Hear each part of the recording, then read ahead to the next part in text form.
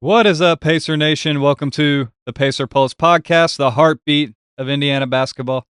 Welcome, welcome. And today I wanted to do another fun edition of trade scenarios for a center. One that I think is going to be a pretty big surprise that I don't think anybody's really thinking about. So I'll dive into my explanation onto why maybe this center could be available, if why it makes sense, and you guys will know as I kind of go through it and break it down. But this is one that I haven't heard anywhere, and I don't know. I almost think it could be one of those types of trade where it comes out of nowhere. Like nobody would expect this said player to be available. And that's kind of what happened with Tyrese when we traded for him. Nobody would have thought that, oh, Tyrese was available. We thought at the time, maybe the Kings were wanting to trade De'Aaron Fox at the time for Sabonis. We never would have thought, at least me personally, never would have thought. And I'm pretty sure the entire league didn't think Tyrese was even available. So I'll dive into why I think this center could be available, and maybe I'll be completely wrong, but I'll make my case for it. And then I also have some trades for another position that I think is one that we could honestly look to strengthen. And I think that's point guard. I think we could get another point guard or combo guard. And I think that would be a huge boost to this team. And I'll dive into it kind of more whenever I go over the trade scenarios for these said guards. But I think just with us wanting more point guard depth, the way we like to play with two guard lineups a lot because what we've seen this year too, Nimhard's not really a pure point guard, of course. He's obviously his best role is going to be next to a primary playmaker, I would say, or he can do it obviously because he's averaging like 6 assists a game. It's just not his strongest position in my opinion. So I think adding another point guard, especially with TJ getting older, even though he's playing at a high level still, classic TJ level, I think we could look to add another guard, at least in the mix, to help bridge that gap of when maybe TJ does start to show more of his age and the fact that once we get Halliburton back too, who knows if he's going to be 100% in terms of just playing the entire season. I mean, we're going to need point guard help, I think, regardless. And right now, we're barely surviving just because TJ and Nimhard have been healthy since Nimhard's been back and TJ as well. But I mean, if one of those guys go down, even right now, we have nobody. So I think it's a position we need to kind of look at and think about in terms of long-term future because honestly, even when Halliburton's back, one injury to any of those guys, and it's going to hurt us in terms of just point guard play. And I don't know if we want to rely fully on a Halliburton coming off an Achilles and a TJ McConnell that's going to be 35 years old going into next season. I don't know. I think it's a position we need to kind of start looking at because after that, I think we're pretty solid in most positions, obviously besides center. But I'll dive into it here. So let me pull up my trade scenario. So I was using Fanspo. If you guys have listened to this before, I love using the trade machine on there. It's so fun. And this first trade, I know this name's been brought up, so it's not really a big surprise that I'm going to bring him up again. But I'm very intrigued by his fit with this team. And that's why I wanted to do another like trade scenario with him. But in this trade, I have us trading for Nicholas Claxton from the Brooklyn Nets for Obi Toppin, Jarris Walker, and Ben Shepherd. Now, I get that may sound like a lot, and I just did that combination because we had to get to Nicholas Claxton's salary somehow. Like he's making $25 million a year, and he's on a 3-year deal, so you at least have him locked in for the long term. He's a solid starter, and yeah, you're gonna have to give up Obi, and I'm probably lower on Jarris and Shepherd than most people probably are, but I just think that their value isn't very high. And maybe the Nets could see, oh, two young guys we can maybe take a swing on. We're not trying to be good right now. We just want to try to enhance our odds of losing even more. And and unfortunately, Obi's a casualty of this because he just has one of the better contracts to trade. I mean, he's making 14 million a year. Walker's making 6.6 and Ben Shepherd's at like 2.7. So that gets you pretty close to the 25 million at least. And I think Claxton would make a ton of sense for our team because just a style we like to play, especially when Halliburton is healthy. We love to get out and run, and he would be almost like the perfect big for that type of play, in my opinion. And also something that's been slept on with Claxton this year. Yeah, he's not gonna give you, like, 18 points a game, but I don't think we really need that out of him. I think if he just fills in that 4th or 5th man role in the lineup where he's getting a lot of his points off transition, off putbacks, off of alley-oops, maybe taking advantage of some mismatches every now and then. He's not really a guy you're gonna have to force feed the ball, I think, and the way we had to with Miles, because we know Miles, he wanted his touches in the paint, which weren't always effective, of course, but I just think he would be a great fit. And I think defensively, he's a guy that can guard out in the perimeter. He's versatile in that way. He can defend the rim. He's a good shot blocker. He's a better rebounder too than Miles. And at least, even if it's only like a few more rebounds, like what's he have? I don't know how many rebounds he's averaging this year. I think it's close to 8 to somewhere in that 8 to 10 range, which is pretty solid. So, and he's not like a beefier big, don't get me wrong, but I think that his versatility would be pretty big. And the fact that I think he could really fit into our system. And like I said, the one, like I was saying before I got sidetracked, the one skill set that's kind of been slept on by him that he's developed more this year is his playmaking ability. I think he's averaging close to 4 assists a game. Don't quote me on that, but that's a pretty high number for a big man. So having that kind of guy, like a big man that can keep the ball moving the way we like to, and facilitate some passes in that sort of way, be somewhat of a playmaking hub at times if you want to roll with that kind of that dynamic, I guess. It just adds another dimension to our offense, and just a guy that you know is going to make the right passes, right reads. So I think that's kind of a slept on like skill set of his too that he's really developed. And I just think he would be a great fit. And yeah, I would hurt losing all those guys. And I don't even know if that's the right combination. I don't know what the Nets would want for Claxton. Maybe you have to throw in a first round pick in there, like a 27 or 27 first round pick. But I think with the additive Claxton, we re-sign Matherin, and we're gonna have a top 4 pick probably, right? So I've been saying this in past podcasts. Yeah, it hurts to lose Obi Toppin, but what if we get like a Caleb Wilson from North Carolina or the Cam Boozer even with a top 4 pick? Those guys both play power forward, and they could easily just slot into that Obi Toppin role. And I know usually the consensus is like, yeah, if you get a top 4 pick, they should be a starter. But with what we've seen with San Antonio this year with Dylan Harper and how he's going to be able to progress and really improve just as well off the bench the way he's been playing, they're just in a different situation, kind of like how we are. I just kind of equivalent that to us because if we get a top 4 pick, we're likely going to put a guy in that same kind of Dylan Harper-ish type role that he's having with the Spurs. And honestly, I think that's perfect, especially on a winning team where they can come off the bench, just still try to be themselves without having to like overextend their game, like when they do, like when most prospects do when they go to bad teams, where they're really just kind of trying to, I guess, just see what all they're capable of doing on the court. So that's why I say like it wouldn't hurt as bad losing Obi Toppin in that regard if we do get a top 4 pick and are able to get one of those guys, and they can just slot into the backup 4 spot behind Siakam and kind of just take over for when Siakam's moves on or whenever he's, just starting to slow down in a sense. And then I think even those guys can play small ball 5s next to Siakam too. But I imagine, then we get off Jarvis Walker's salary in that deal, Shepard. So it kind of helps shed some more salary, I guess, that we're not going to have to worry about extending those guys at any point in the future. And I don't know. I just think this makes a lot of sense. So if you roll out a lineup of, let's say, Halliburton, Nembhard, Matherin, Siakam, and Nicholas Claxton, and then you got a bench of, let's say, Cam Boozer or Caleb Wilson, Aaron Nesmith, TJ McConnell, hopefully Johnny Furphy if he can develop more, Jay Huff as the backup center, and maybe you can actually make another trade at some point to kind of bring somebody else in off the bench. I don't know.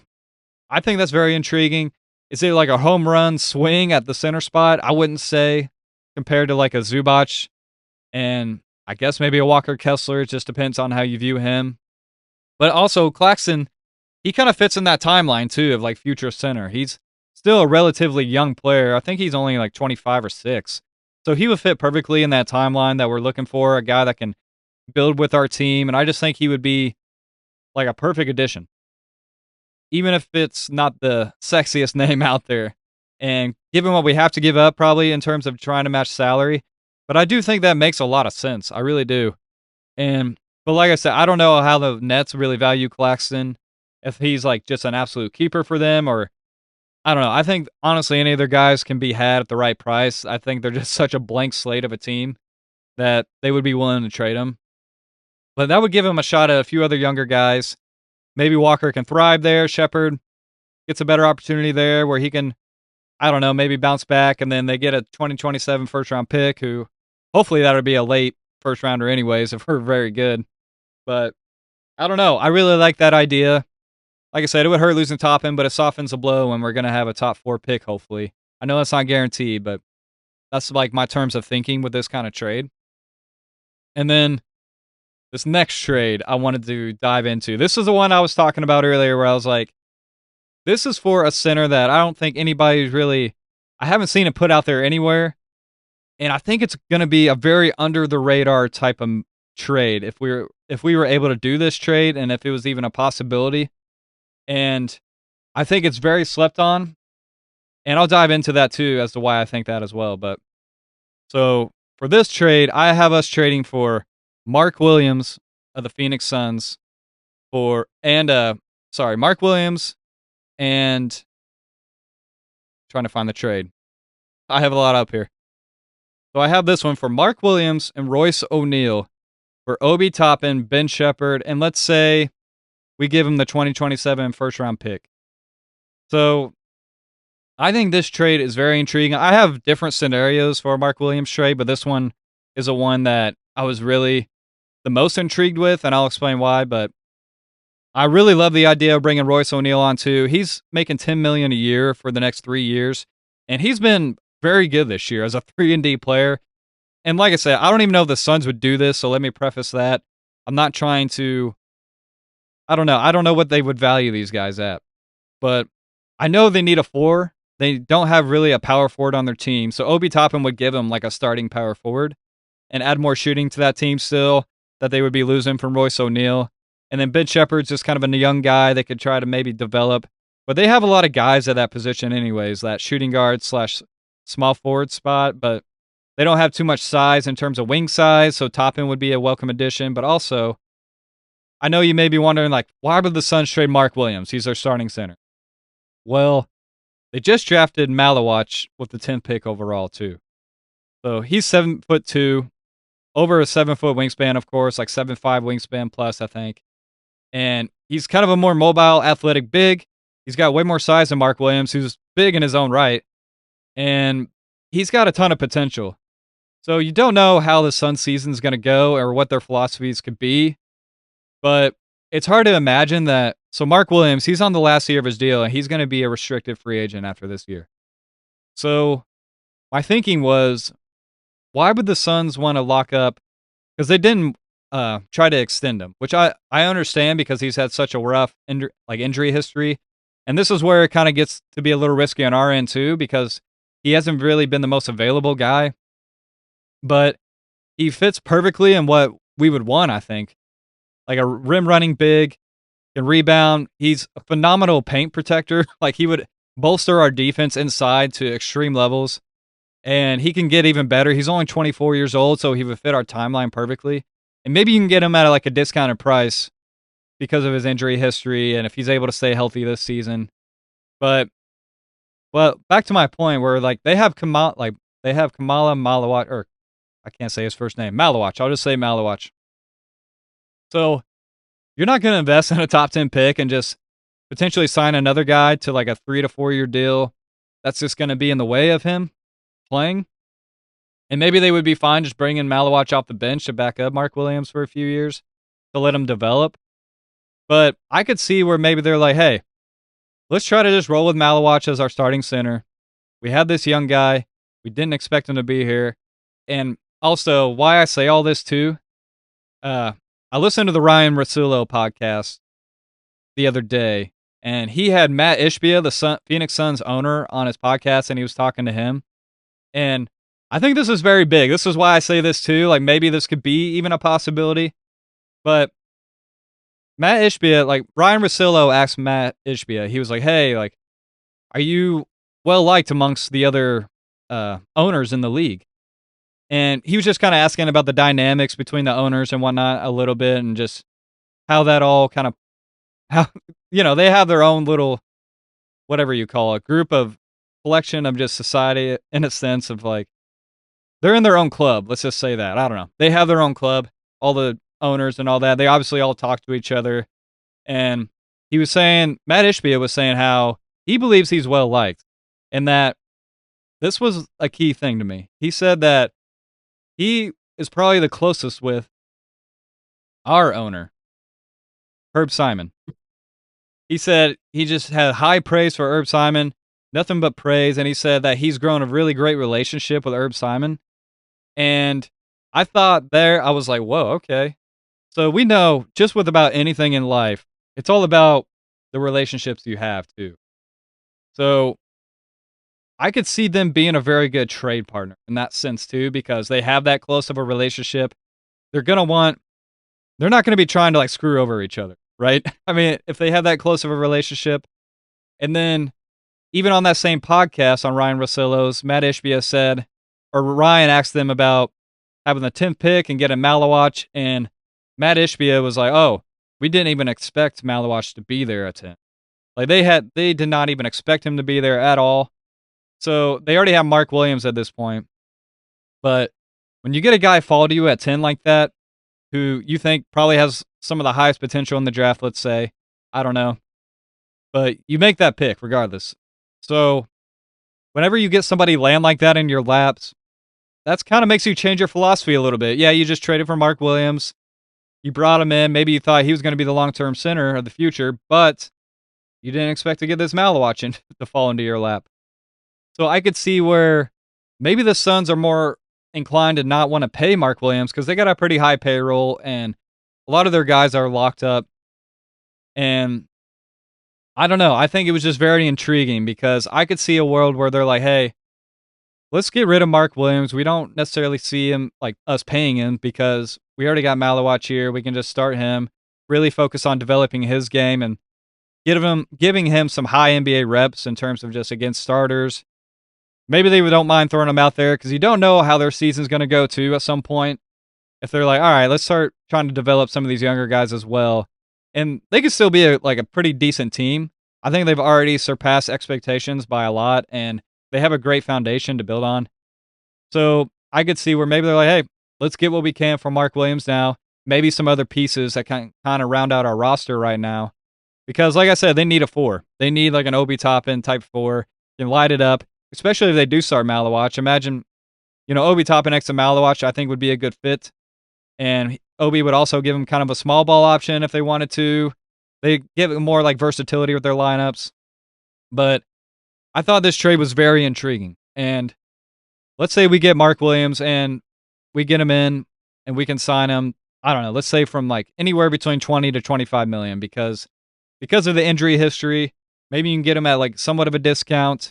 And I think obviously it's easy to say, but I think he would thrive here next to Halliburton. I really do. Especially if he can stay healthy. He's going to get so many easy buckets and he's such a strong finisher around the rim anyways now. So I just think that would be a huge get. And if you can get him for, let's say we just sign him to like a 3-year, $60 million deal, something like that, and he's making 20, maybe he gets to like 22 million a year. That's not bad for like a starter that could potentially be even better, who's only 24 years old. Maybe it's someone you can kind of buy low on, but yet has a ceiling of who knows what a ceiling can be. Not an all-star, I would say, but very like maybe a top 10 center in this league if he's not already. I don't know. I think that was just very intriguing, especially some of those other puzzle pieces in there, like I was saying, with the Matt Ishbia connection, with them getting Malawach and them not really expecting to have that before they traded Mark Williams for Mark Williams. I don't know. I think that's a trade that needs to be considered a little more. And especially after I heard all that, I was like, "Oh, okay." Like, I don't know. Maybe they both try to scratch each other's backs in a sense. Herb Simon and Matt Ishbia, and help each other out in a sense. And if we have to give a first round pick, that's fine, as long as it's not this year, of course. But gives them a little more draft capital at least, somebody they can bring in on a minimum contract, like a first round pick. But I was very, very intrigued by this deal. And like I said, the only caveat is Mark Williams' health. injury history, but that's the gamble you kinda take, especially when we don't really have a starting caliber center anyways right now. And at least we could have Jay Huff backing him up. But then they also I don't know if this would be the exact package, of course. That's not guaranteed. But if we could add Royce O'Neal into that as well, that would be huge. The guy's having a phenomenal year. He's one of the top three-point shooters in the NBA. He's shooting like 42% from three. He can kind of play the 3-4 role because he weighs like 225 pounds or something like that. So I think he already plays some power forward for them, small ball power forward. But he would be like a perfect 3-and-D addition. So who knows if they would even be willing to give up Royce O'Neal. But they have so many young guys. They have Ryan Dunn. They have that Rasheer Fleming. They just have a bunch of guys of that like similar position as Royce O'Neal, and then they would get Ben Shepherd in this scenario too. So I was like, well, maybe I don't know. They get a younger guy that maybe they can develop and see what he's got, who can kind of take on that some of that Royce O'Neal type role. I don't know. And then I just imagine a lineup of in this scenario to me we re-sign Matherin too. So in this scenario, I imagine a lineup of Halliburton, Nembhard, Matherin, Pascal, Mark Williams. That's your starting five, which sounds very scary to me. And then off the bench, you have Neesmith, you have Royce O'Neal, two lights out shooters. First off, 40% plus shooters coming off your bench who can be spot starters whenever it's needed or with injuries as well. And obviously with Neesmith, but Royce O'Neal's proved that too. Then you got TJ McConnell off the bench, you got Jay Huff, and then you're going to have like a top 4 pick. So either if that's, like I said earlier, like a Cam Boozer or a Caleb Wilson, someone along those lines. But that sounds pretty scary in my opinion. I don't know. Maybe I'm overhyping it, but I think that would be pretty huge. I mean, that's like 3 guys alone off the bench that can shoot from 3, and Neesmith, uh, Royce O'Neal, Jay Huff. And then if we get like a Cam Boozer who can shoot from 3 too, along with pairing those guys up with TJ, which I think is like the perfect complement to TJ because he can just really get into the paint and kick it out to shooters. And I think that's what he really needs around him too. I don't know. I I really love this deal.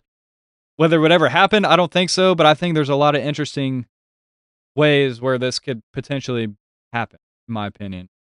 And it's because of those kind of slight connections with Ishbia and Herb Simon, with the idea that they have Malowatch, and who knows how their season ends up going. Maybe they look to kind of capitalize on a Mark Williams if they don't want to re-sign him. I don't know. I just thought that was very interesting, Pacer Nation. It's not one that's I've ever seen anywhere being talked about, but I'm trying to connect a lot of dots here. And like I said, maybe it's like one of those I scratch your back, you scratch mine situations. And both teams really benefit from this type of trade. And I think there could be a win-win scenario for both of us. But very intrigued by that. Now I did have some other like trade scenarios between Mark Williams. I'll just go over quick, like briefly. As reluctantly I am to this one, I even had one for Matherin and Mark Williams straight up. I don't think it's a smart at all to do. I don't think that's enough value for Matherin. But let's say if we didn't want to pay Matherin that money, we wanted to get a guy that fills a role more so.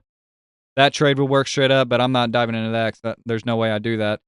Then I did have a Jarris Walker and the first round pick. I don't think that's enough.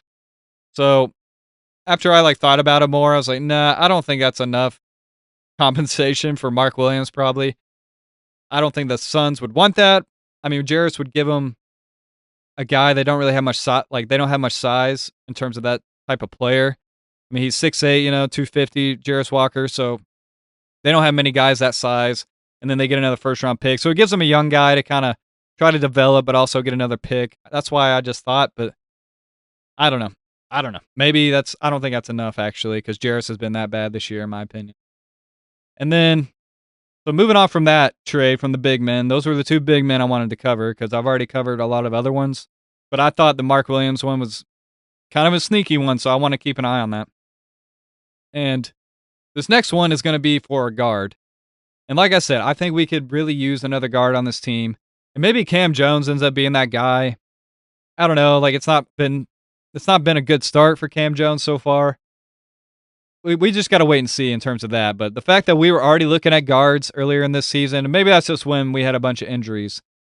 But also the guys we were looking at, I could see them being on the team in the long term. So I don't know. I have some scenarios that included some of the guys that were rumored before. And in this first one that I have us trading for Keon Ellis and Dario Saric for Jarris Walker straight up. So maybe you got maybe people will be upset with me on this one, but because maybe people are like, wow, that's like horrible value for Jarris Walker. Maybe so. Honestly, I don't know, but his value is so low. I just think, and maybe I'm just that low on Jarris, where I'm like, you know what? If you can get a guy like Keon Ellis, who you know is going to be able to contribute to your team and help win, I don't know. That's like kind of the position we're at. Obviously, I think Keon Ellis is a better player than Jarris, and I don't think that's bold to say. I think Keon Ellis is an extremely good defender. He's a way better shooter than Jarris, even though Jarris has shot well from three last year. I don't know. Maybe some people think it's a closer call. Obviously, Jarris has a higher ceiling, but I just don't think it's going to work out here. And like I said, this is just a fun little exercise that I did. And I threw Dario Saric in there just to have the salaries match up more. But Keon Ellis and Dario Saric are both on just one, like they're on the last years of their deal. So Saric don't even really have to play for us, but it gives us another big that could possibly shoot whatever if we need another big man for the year, and we just let him go at the end of the season. We free up that 5 million at least, and then Keon Ellis, he's making 2 million. He's on the last year of his deal. Like I said, gives us another guard, kind of like combo guards type card. Excuse me, combo type of guard. Who he's not a high playmaker, of course, but he can play make a little bit. But he's got size. He's 6'5" to 6'6". He's a 40% shooter from three, pretty much in his career. So, and he's known for being a high level defender. So I imagine that guy next to like Halliburton in lineups, next to Nimhard in lineups, next to TJ in lineups. I just think he fits a lot of positions that we could need. And just like I said, it gives us more insurance for guards because you never know when somebody's going to go down if Halliburton's not really ready to go right away. I can imagine a good Nimhard, Keon Ellis backcourt where the defense could be stifling, and that kind of takes a lot of pressure off Nimhard, I guess, where he doesn't have to guard the best player on the other team in the backcourt like Keon Ellis can. So I think that's a very interesting trade, and it gives us insurance in case if TJ kind of slows down, just another guy. Because Keon Ellis is only like 24 or 5, so. But the thing is, he is going to be a free agent, so I don't know what he would command. Maybe it would be a super cheap contract, and maybe the cap space you free up with that 5 million with Dario Saric, you can just use it for Keon Ellis. Maybe you bring him back on a 5 million per year deal type of thing, and you can get him for pretty cheap. But there always could be teams out there that could re-sign him and maybe offer him more money. But I was very interested in that deal. Then I also did another deal for Keon Ellis. Like, what if we did Ben Shepherd and a second round pick for Keon Ellis? I don't think that is really a bad deal either. And maybe that one makes a little more sense than the Jarris one. That's why I did this one too. I'm like, well, it gives them another youngish type guy, and then they get a second round pick out of it, like a decent second round pick because it's the Utahs. So I was like, well, maybe that makes more sense. But I do like the idea of Keon Ellis being here and his fit, as long as he had the minutes available. So if he gets slotted into just like that Jarris Walker role or a Ben Shepherd role, where he gets like 15 minutes a night or so, I don't know, like whatever those guys usually get together combined, or just one of those guys. I mean, sorry, but if he could just slot into that role, and then when injuries arise, he could play a bigger role, and maybe in certain matchups, you never know when you can use him. He's pretty versatile, I think. So I don't know. I like that thought and that addition. Apparently, we've been interested in him in a long time, so I could see that making some sense. And then this next one, I don't even know if this team would be interested, but we were rumored to be interested in this guy, and I have us trading for Jose Alvarado from the New Orleans Pelicans, and then us trading Ben Shepherd to the New Orleans Pelicans. And maybe you include that Utah second round pick or something. I don't know how they value Alvarado. I think I've heard stuff where he's pretty highly valued in terms of a locker room culture type of guy. And it makes sense. He's almost kind of like their TJ McConnell, essentially. So it'd almost be like having two TJ McConnells on this team. He's a way better shooter than TJ McConnell. Obviously, I think TJ's better, but he's a better shooter than TJ. And he's just kind of that scrappy defender in a sense, too. I think he would fit on this team pretty well. He could play well next to Nimhard, I think, where you can have Alvarado kind of be the lead ball handler next to Nimhard. Or, yeah, you're not going to play him and TJ together a ton. So maybe the Keon Ellis one makes more sense. but he kind of gives you insurance for TJ as well if he starts to kind of decline a little bit. And like I say, you just never know with these guys. And then if Halliburton misses some time next year, Keon Ellis is just making 4.5 million a year. So for the next 2 years, that's pretty cheap.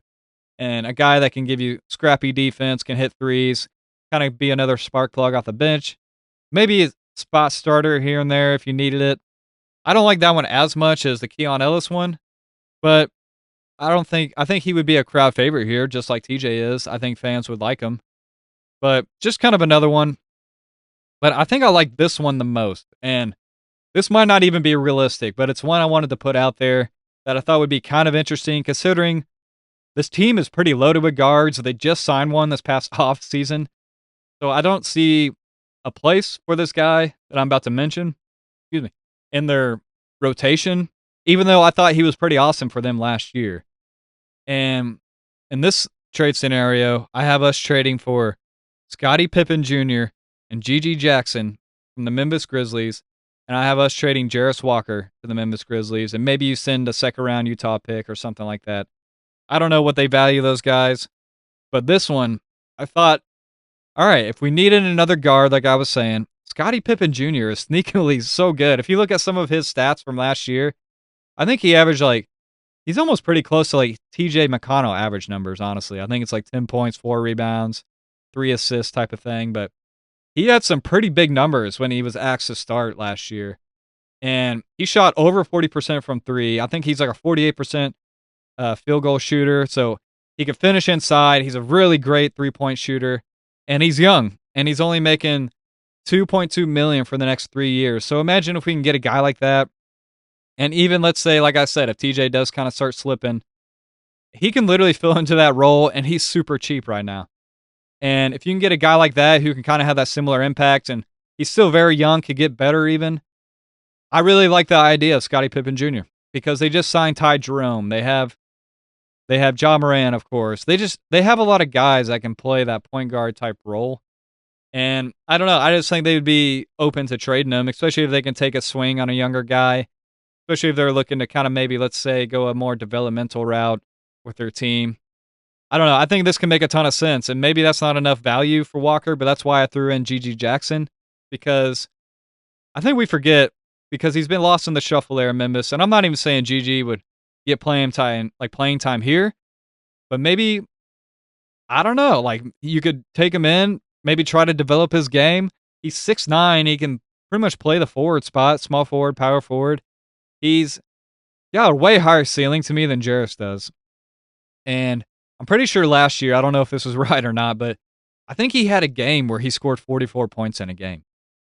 I mean, there's not many guys that do that in their entire NBA career, let alone this guy who doesn't even play for the Grizzlies. And maybe there's a reason for that. Like I said, this is just kind of like a swing at a young guy that you can bring into your system and maybe develop him into something. And I was very interested in him in that draft too. And I just thought his ceiling was kind of worth taking a swing on. And maybe this gives us the opportunity to do that. And that's why maybe I say we maybe add in a second round pick or two to kind of sweeten the deal for them. But I don't know. I actually think this is my favorite trade for a point guard if we were to go that route and want to get some point guard help. Because I do believe Scottie Pippen Jr. is a good player. I don't know how he is defensively, of course. But maybe he can learn a lot from TJ too, in terms of defense, stealing the ball pressure, different things like that. And I think he could fit well next to Nembhard. He could fit well next to like Tyrese at times, because Tyrese at least has some size next to Scotty. And then maybe he doesn't bring as much versatility to different lineups, but I essentially just view him as like a TJ McConnell type role, but a better 3-point shooter. So I thought that was very interesting. One of those kind of trades that are just kind of out there. And that was really the last one I had. Like I said, I wanted to cover those two centers, and the Mark Williams one I thought was extremely interesting, especially the one that included Royce O'Neal. If we could do that somehow, that would be amazing.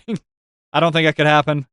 And I don't know. I just, like I said, after I heard that off the Ryan Masillo podcast too, it really had my wheels turning in my head. Was like, oh, like, what if we could work out something with them?